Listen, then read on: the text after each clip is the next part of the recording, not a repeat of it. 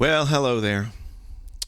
This podcast was supposed to be my good friend Lynnette and I discussing various topics of interest, but she lives all the way out in Houston. It's about 3 or so hours away, and she can only visit every 6 to 8 weeks.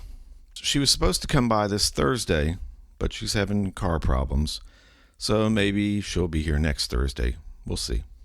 So I thought in the meantime, maybe I'll get on here myself and do a little podcast selfie about some topic of interest and relevance to me. So I'm choosing today to talk about relationships, specifically long-term relationships. I've been in one myself now for almost 35 years with my loving and ever loyal wife. She was only 19 when we got married, and I knew nothing about healthy relationships at that time. I was raised by a single mother who, it seemed to me as a child, had a tough time maintaining any long-term relationship or even short-term relationship of her own. So I had very little in the way of role models or examples to follow when I got married.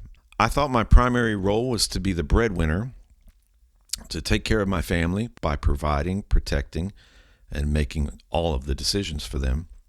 And that sort of worked, but it left my wife dangling in that vast space between my control freak ego and her desire and her right to act with her own agency. It took years, many, many years, for me to figure out what I was doing wrong.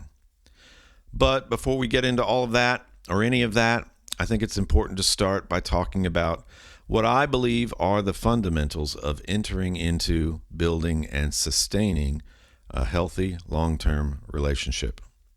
And those are friendship, respect, and trust. So let's talk about friendship. I think every strong relationship should begin with friendship. What draws two people together should be a deep sense of connection. Not sexual attraction, not just because you think they're funny, or because you think they're cool, or because they afford you some kind of status you long for. You've got to genuinely enjoy their company at all times. You should be able to laugh together at the same things. Secondly, you absolutely must respect each other. You can't call them names or degrade them or make fun of them. That is, unless you've both reached a level of maturity in your relationship where you understand that that other person is just lovingly bantering with you. But it takes time to get there, and you certainly shouldn't start out that way by poking and prodding each other. And you also have to care about what they care about. You can't expect them to be interested in all of your ideas and your doings and then not show the same respect back to them. That's not equality. A healthy long-term relationship should always be one where both partners are treated, respected, and cared for equally. And the third one is trust. If you're going to put your heart and your safety and welfare and your future into the hands of another person, you definitely want to be able to trust that person.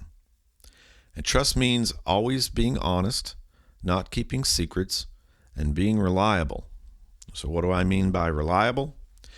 They need to feel safe with you, that you're not going to turn your back on them, that you're going to support them in any situation, that you're going to take care of them and not hurt them. I tell you, my wife used to get pretty angry with me, and I always felt attacked when she did. So I'd get angry back. How dare she attack me? And what happened is we both got into a sort of who's angrier about this competition. And neither one of us wanted to lose. So the anger just ramped up until it'd get out of hand. My wife would end up crying, feeling completely defeated, and I'd go off somewhere depressed and not wanting to talk about anything. But it was revealed to me many, many years ago that anger always comes from a place of being hurt. And that changed my entire view about my wife's anger. I love her. I care about her. I don't want to see her hurt. I don't want to see her hurting. So How could I get angry when she's in pain? And so now, when my wife gets angry, which is a lot less than it used to be, instead of seeing it as an attack on me, I try to get to the root of what's causing her to hurt. By doing that, she feels heard and cared about. And it's hard to be angry with someone who's listening to you and who cares about you. Okay, I'm going to add one more, and that is reasonable expectations. It's important to understand going in that your partner is not perfect and is never going to be perfect, just as you are not perfect and you're never going to be perfect either. The benefit to the relationship that the two of you have together is that you will each gradually change to become a more perfect team. You'll gradually become better and more perfect as a couple than you are individually. And in that process, you'll actually become better individually as well. It's a byproduct. You've probably heard some people jokingly refer to their partner as their better half. Well, a person wouldn't say that if they didn't genuinely believe that their partner had something positive to add to their collective relationship.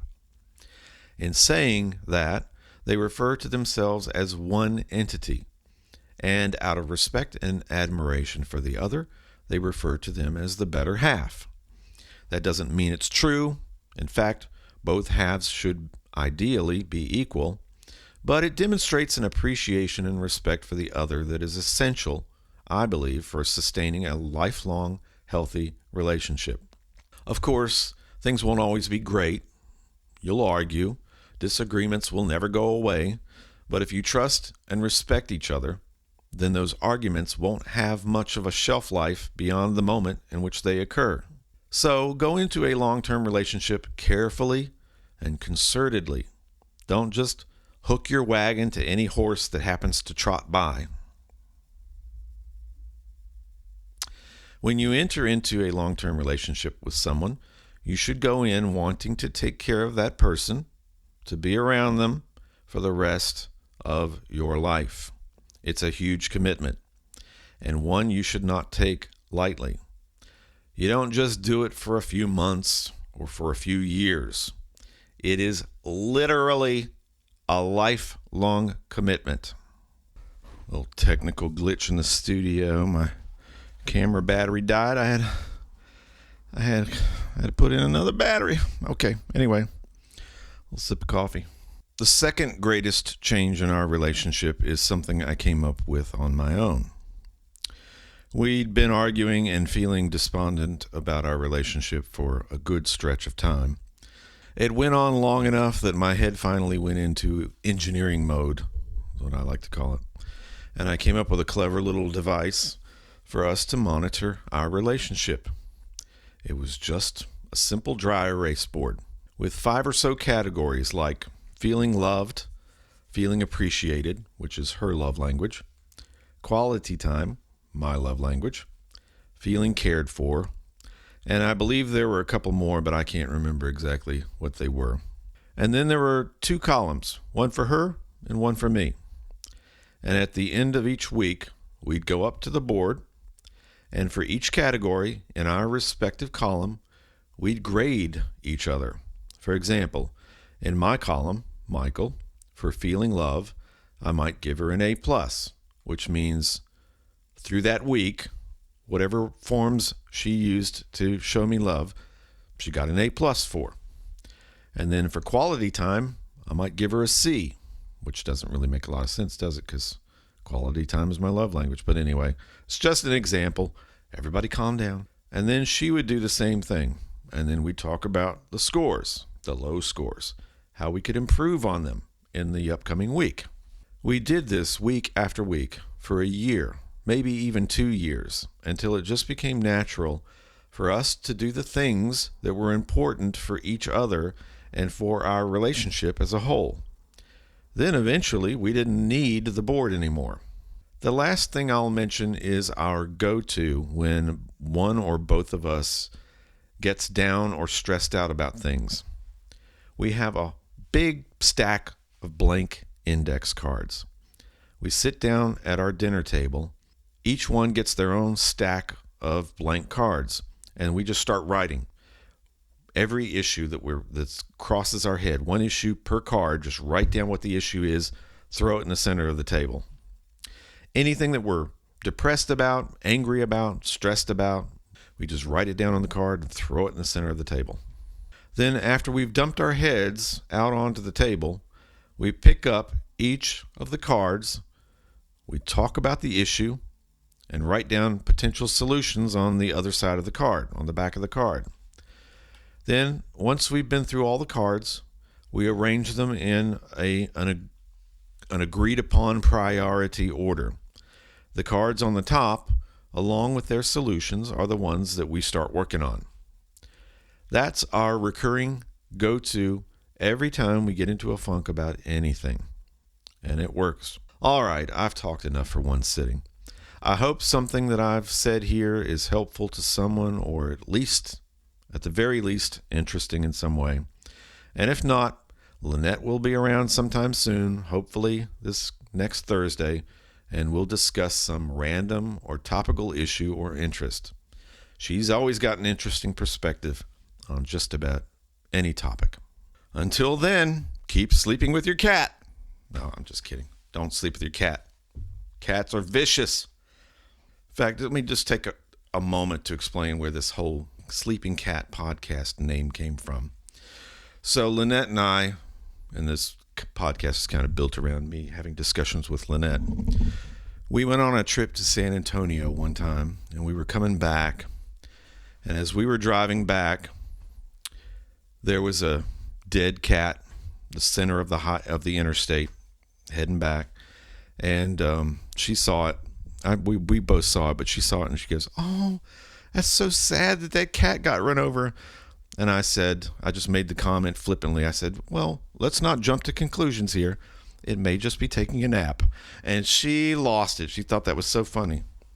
Well, I decided to call this the Sleeping Cat podcast, even though technically neither one of us really likes cats. But the reason I wanted to call it that is because I wanted it to be centered around questioning your assumptions. You assume that the cat's dead.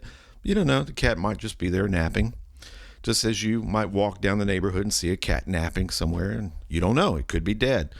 My whole point is, it's always a good exercise to question what your assumptions are. And that's would make a good name for the podcast. Anyway, adios.